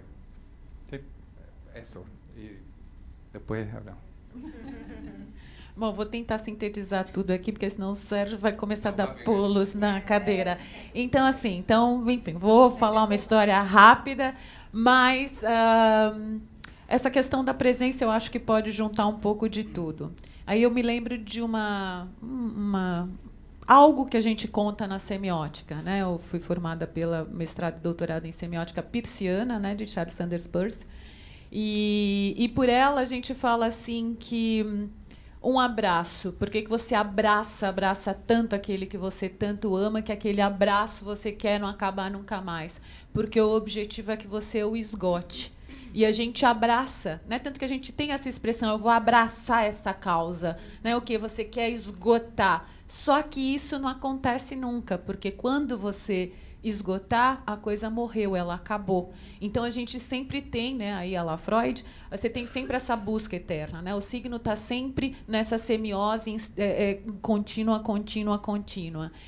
E juntando essa ideia, então, de presença e disso que nunca se esgota, tudo isso, todos esses dispositivos, esses artefatos tecnológicos que a gente faz, com essa mesma agonia e angústia que a gente tem de querer sempre estar abraçando tudo e tendo tudo e conseguindo tudo. E então, esse corpo cibernético, esse corpo ciborgue, ele já existe nesse lugar, onde eu não consigo mais, eu durmo do lado do travesseiro, que nem pode, né? Mas então, eu e todo mundo, quer dizer, você tem aquela dependência desses artefatos, porque ele já faz parte do seu corpo, ele já está nessa relação intrínseca, completa do seu próprio corpo. Agora, ele não é uma coisa que está lá em mim, longe. Ele já está em mim, porque eu já tenho tudo isso que está conceitualmente feitos de zeros e uns, é verdade, mas eles já estão constituídos como informação. Mas informação de quê, Ivani? De tempo, espaço e de disponibilidade. Qual é a disponibilidade que eu tenho para aquilo? Então, as presenças que tem no La Cueca, ao meu ver, elas não morreram, não desapareceram. Aquilo lá tem uma disponibilidade. Que é a disponibilidade do quê? A disponibilidade, a viabilidade de você lembrar desse desaparecido, de lembrar desse problema político, de lembrar desse contexto. Então, essa memória está sempre atualizada por conta dessa disponibilidade que elas criam no momento em que elas dançam sola. E aí aquele presente, né, aquela ausência se presentifica. Então, isso mesmo em todos os lugares. Tudo, a gente acha que a gente é super dono do próprio nariz, entra um pouco do Big Data que vocês tanto me perguntam. A gente está fazendo alguns estudos, como eu trabalho nessa parte da cognição, então a gente tem uma parceria com alguns neurocientistas da UFABC, e a gente começou a fazer uma pesquisa com Eye Tracker, que é uma possibilidade que você hackeia, você consegue ter todo o traqueamento, você rastreia onde está a sua pupila, o que é que você está olhando. Então, assim, tudo que a gente compra no supermercado, tudo que você vê na exposição de uma loja, tudo aquilo foi colocado naquele lugar, daquele jeito, porque teve um estudo que percebeu que aquela população, naquele lugar, naquela região, vai comprar se o negocinho tiver na prateleira terceira e for vermelho. Ah, mas eu tenho super minha cabeça feita e não caio nisso. O Big Data está entre nós, queridos.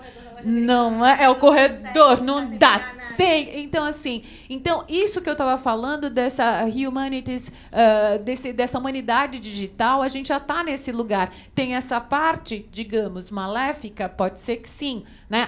E uma coisa de o tempo inteiro ser feito dessa maneira, tem. Agora, tem outras possibilidades. Por isso que quando eu estava falando, assim, o problema não estou dizendo que a tecnologia é a salvação, mas não é ela também que faz o mal. O que faz o mal é o uso do conhecimento. Seja o uso do conhecimento da tecnologia, esta digital de zeros e uns, como qualquer outra, como o uso da La Cueca, que era da campesino de prostíbulo e passa a ter a roupa do latifundiário. Opa, é um mau uso daquilo lá para se apropriar daquela informação e pervertê-la. Então, não tá. Então, a questão é como que você faz uso da sua informação e do seu conhecimento. Enfim, e aí, para a gente colocar nisso tudo a questão do cinema e da arte interativa, eu acho que não daria conta. Tem muita coisa para a gente falar nesse sentido, né? E que, claro, com toda essa relação com a nova tecnologia, mesmo com a questão do Big Data e tudo mais, tem uma série de coisas que modifica. O único adendo que eu faço às vezes a gente, algumas, não compactuo muito com as pessoas que acham que quando a gente está trabalhando com a dança, você está fazendo cinema. Para mim, você está fazendo a dança com as possibilidades que a dança tem para fazer. E aí ela tem todas essas possibilidades, assim como o cinema tem todas as possibilidades. Assim. Agora, então, essa transposição, porque eu estou usando aquela ferramenta, eu sou daquele lugar. Eu acho que quando a gente faz isso, a gente menospreza o campo principal que a gente está. Trabalhar na interdisciplinariedade, na intermedialidade é uma coisa. Agora, falar isso que eu estou fazendo, então, porque assim é mais chique ser falado que eu sou cineasta do que eu sou bailarina. I'm so sorry. Prefiro ser chamada de bailarina, porque é o lugar de onde eu vim. Agora, que massa que você não é? Cineasta, legal. Então, acho que a valorização, a transdisciplinariedade, ao meu ver, ela não pode solapar e discriminar ou ajudar a fazer essas reservas de formas indevidas, né? Essa apropriação indevida do conhecimento. Então, a gente deve ter um pouco de cuidado com isso. Agora, sem dúvida, esses